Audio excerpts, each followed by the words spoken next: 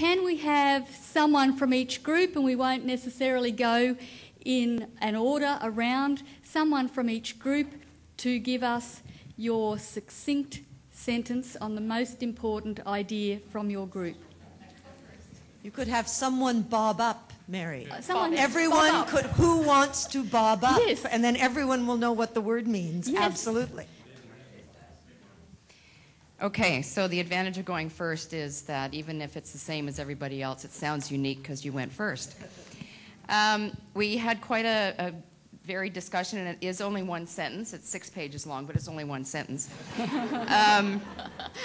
Very creative. All of the themes, or all of the discussions, seem to center around the need for customization or different adapted models of service that need to be considered and then developed based on the needs of the client. You have to research their needs, not what you think they need, or we know what's best and shove it at them.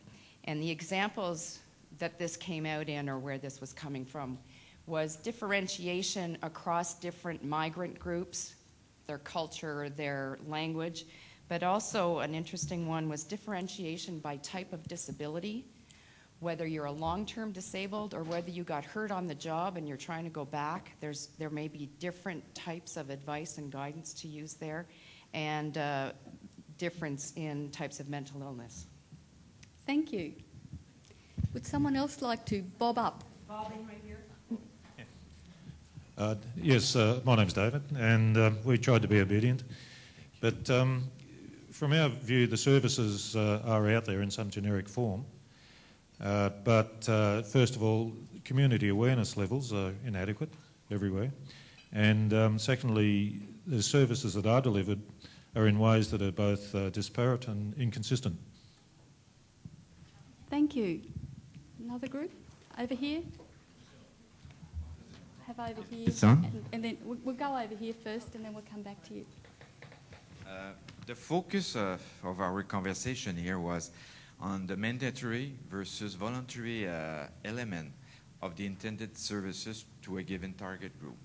And the issue that seems to emerge is how to motivate the target group for the voluntary services, those who don't want the services, but we want them to get involved. So one example that could be done is to use more the community people the target group trusts the most. Thank you. Okay. There were quite diverse examples given here. So we said, given the examples of services around the world, there is a focus on services based on individual needs. This means we need a mix of both proactive and reactive services, and we need to consider carefully the limited resources we have to meet these individual needs.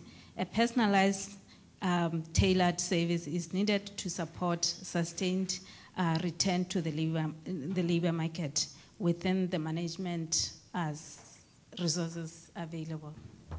Thank you very much. We've got... We'll come.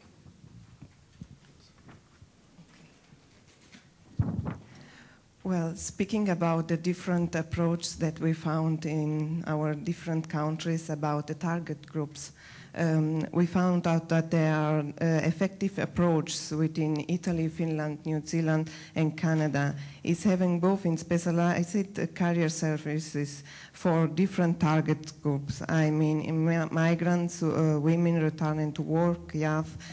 These services are provided in specialized centers, sentences, and in addition to general public services. So we can find in these countries both public employment centers and centers that provide specialized services.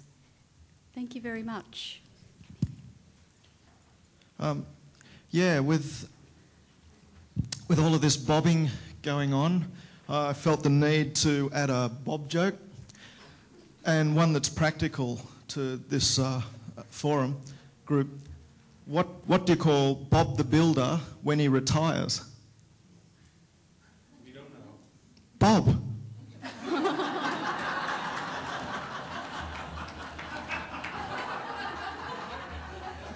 Now, I guess the question that comes out of that is how we bring him out of retirement or find him a job.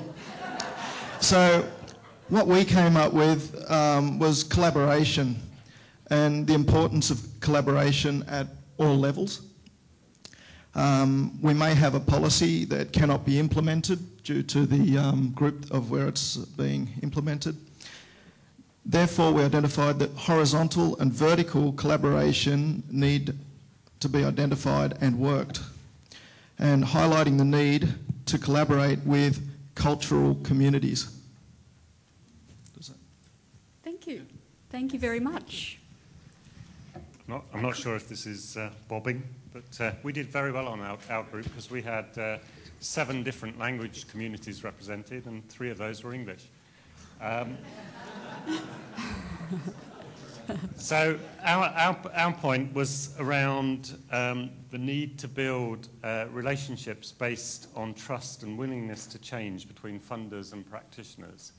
And essentially what we were saying here was that funders need to be willing to recognise different forms of outcome, in that if the objective is sustained employment, then immediate employment is not necessarily sustainable.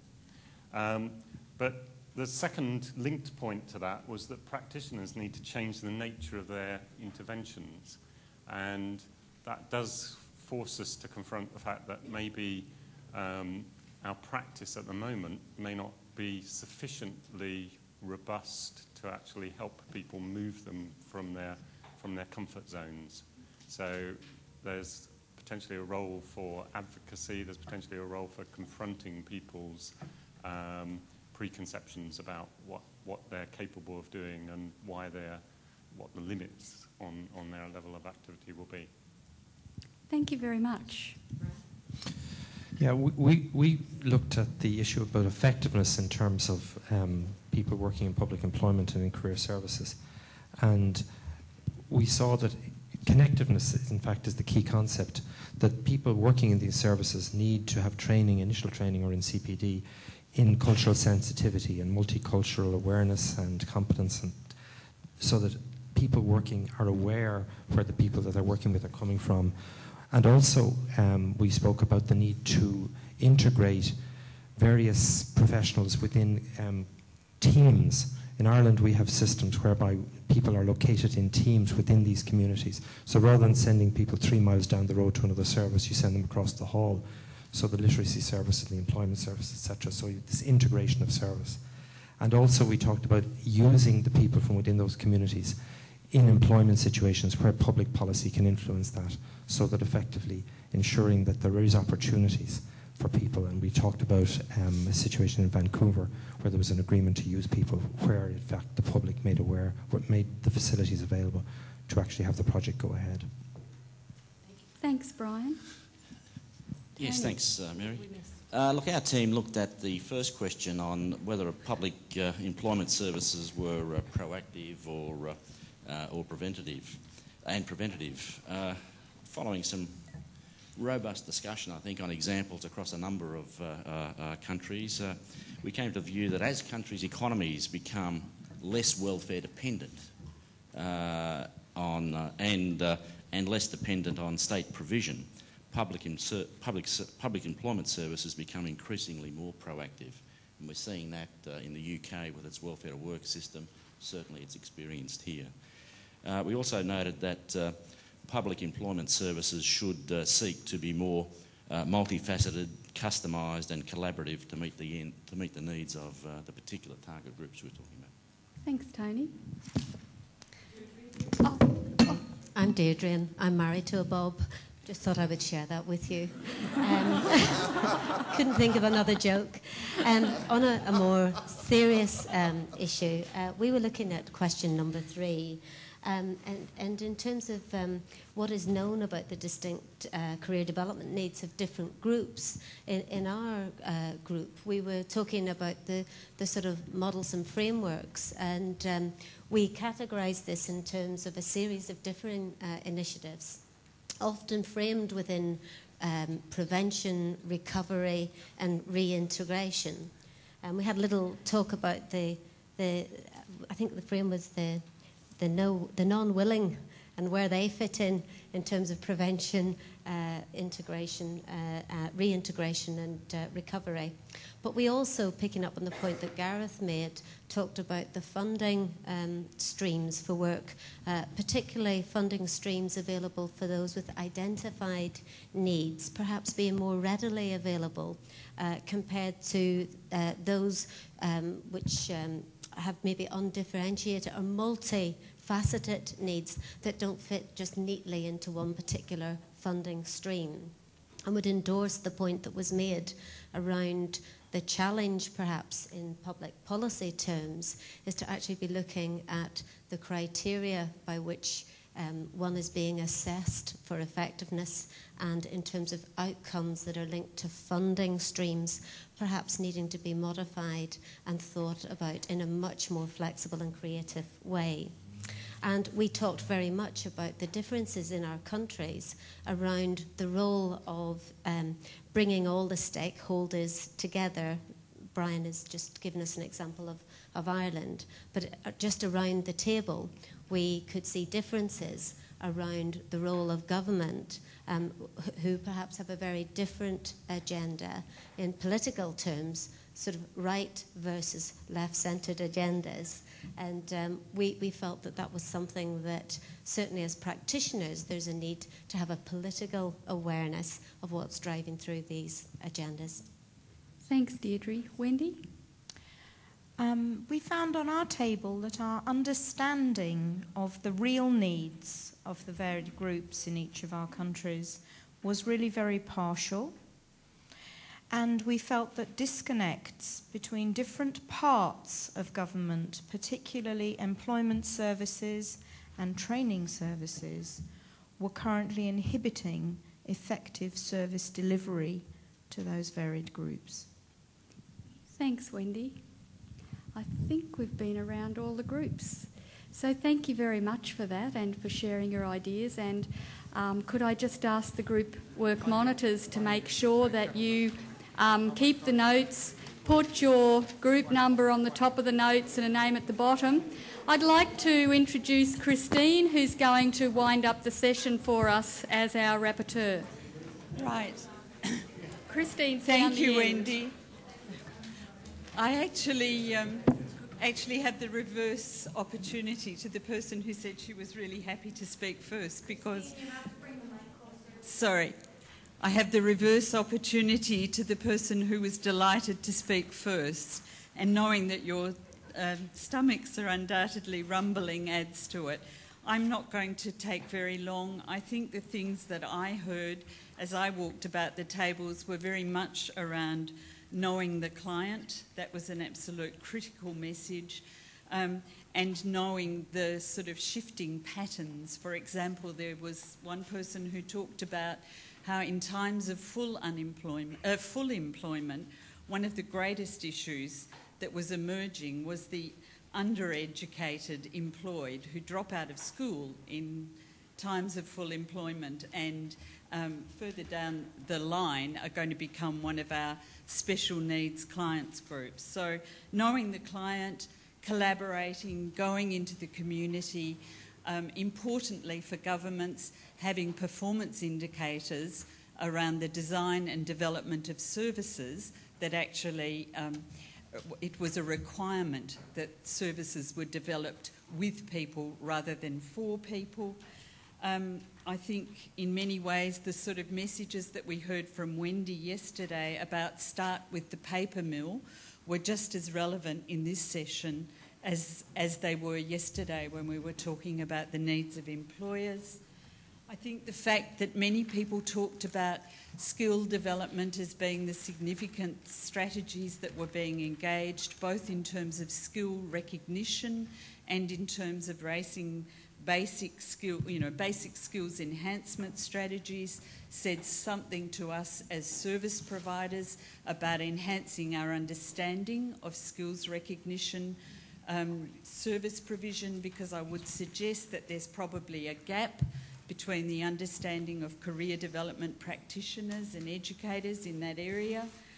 And the other important issue, I think, was this notion that you're dealing with the whole human being in terms of the sort of service provision that we need to be providing, and yet we've got vertical slices of government dealing with particular parts of that human being, and that's a critical issue, as is the distinction between having centralised service provision and decentralised service provision. There are incredible disjuncts that result from both of those things. And again, another thing that I didn't hear but which occurred to me as I was wandering around was, again, harking back to the things that Wendy talked about yesterday, and I think Sue Richardson mentioned, and that is that most of our learning, our actual opportunities for career development actually happen in the workplace. So are we actually talking about a more fundamental shift in the way we organise public employment services and who we engage as participants in that, if we're actually going to provide career development of learning opportunities, if we see career as a developmental process? Thanks, Christine. Please thank Christine.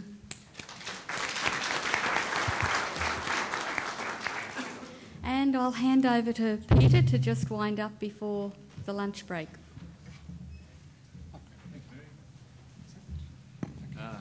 Thanks, Mary. That's excellent.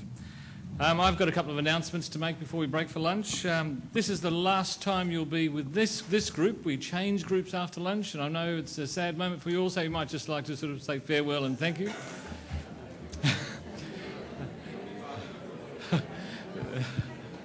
The other point that those fairly blank sheets of paper that shouldn't be blank at the back of the room, there's 5 names on them, and I think there's slightly more than 5 people in the room. Could you please make sure that you put your name in one of the groups? I know Gideon was going to create a group as well. Have you got a topic for that, Gideon?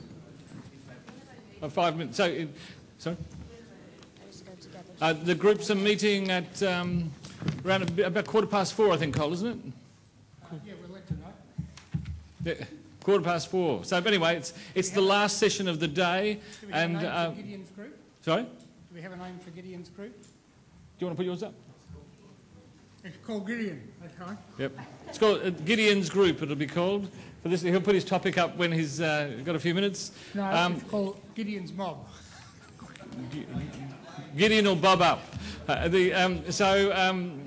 If you can over lunch or now, put your name up on one of the groups, and if you can make a change if you need, but we will close it off at 1:30, and that'll be the group you're in. This is an important discussion. It allows you to have a more freewheeling discussion for a full hour without a very structured sort of process, and we'll have chairs there who'll record the final recommendations from that. So please, could you undertake that? Thank you. And now it's time for lunch.